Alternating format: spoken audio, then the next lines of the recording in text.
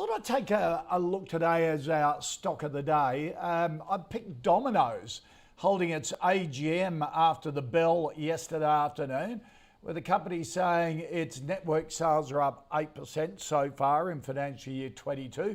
Looking ahead, despite some inflationary headwinds in 2022, the group has kept its 3 to 5 year outlook unchanged. The brokers, though, not as optimistic. Citi trimming its price target for the stock after Japanese sales took a hit as restrictions eased, with forecasts for same-store sales to dip by around 1% in the first half. The brokers saying other headwinds include an earlier onset of food cost inflation in the second half. Now, Scott Phillips, the market has absolutely taken a big stick to Domino's share price today. In our series of stocks that you'd buy on a crash or a big pullback, Gaurav Sodhi from Intelligent Investor had Domino's as his stock and said it's the best run company listed on the stock exchange, which is a very big call. So is this an opportunity? Kashi, I reckon it probably is, quite honestly, mate. The challenge, I think, for Domino's is how big the crash needs to be before it gets to be stonkingly great value. Because let's face it, it wasn't cheap before. It needed a lot to go right. These numbers, by the way, this was a really decent or a really good set of historical numbers. Even the outlook was pretty decent in terms of year-to-date sales. The challenge is they've said, look, geographically, it's a bit lumpy, and you've already talked about Japan. And look, it was always going to come off. I think where I struggle with some of these businesses is, honestly, if you honestly thought it was worth $145 not that long ago, none of what Domino's put out today should have surprised anybody, really. I mean, if you were hyper bullish, maybe, but we all knew that things were going to go back somewhat towards normality. The fact that we're all at home ordering Domino's in because we couldn't go out, that was never going to continue unchanged forever. The growth numbers they've delivered actually are pretty good in the circumstances. So we have a buy recommendation on Domino's. I'm not going to change that. It's still a buy for me. I think that the fall, maybe, again, I don't do short-term price volatility, right? So I don't know what happens with the price from here. Maybe it goes down through something lower, $100, $80. Maybe it goes to $160. I don't know.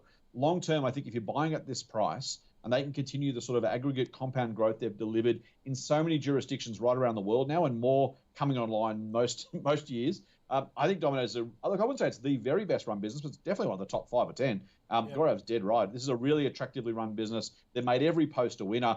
I think if you, again, what I don't get is when people say, well, I loved it yesterday, I don't love it today. It's fundamentally the same business. Yes, the results were disappointing for some people, but I don't know what more they should have really expected. If they expected more, I guess that was their expectations rather than the company that's at fault. Yep. Luke? Yeah, look, I'd focus more on the smaller end of the market, and when I looked at Domino's today, I was honestly flabbergasted. I saw it got up to nearly $150 a share. Unbelievable run. But I think that creates some of the problems you're seeing today. That valuation got to some pretty, eye-watering levels, up above 70 times earnings. Scott's right, and Gaurav as well. It's an extremely well-run business, and I don't think there was too much in the update today that you would look at and say was really unexpected. I think 4.3% same-store sales is very strong, particularly when you consider they're cycling. I think it was 8.4% last year.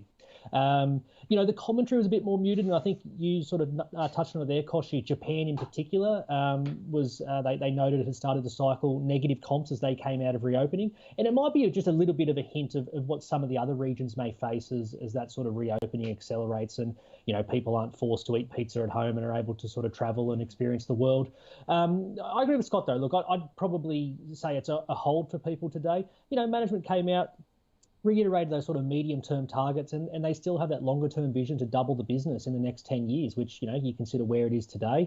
They think there's a lot of runway to do that, not just in Australia, but also overseas, where they've had a lot of success. So I think Scott's got the right idea there that, not much has changed from yesterday to today, other than, maybe a few people spooked by that valuation, the outlook, but it's a good business, and I think it's one you hold for that longer term. Yeah, and you talk a lot of the experts and they say they've got a track record of actually delivering on their promises, don't they? Which is important they do. with the executive team. Always expensive. Exactly. Yeah, Don Mage, I agree with Scott's point. I don't know if I'd say they're the best management team in the country, but they're right up there, and the execution has been phenomenal. It's a fantastic brand as well. I know Gaurav, when he comes on the show, likes to point out they make more profit margin from their $5 pizza than Retail Food Group does through their $20 pizzas. It just goes to show just how efficient the business is, and it's much more than just a pizza business, that's for sure. Yeah.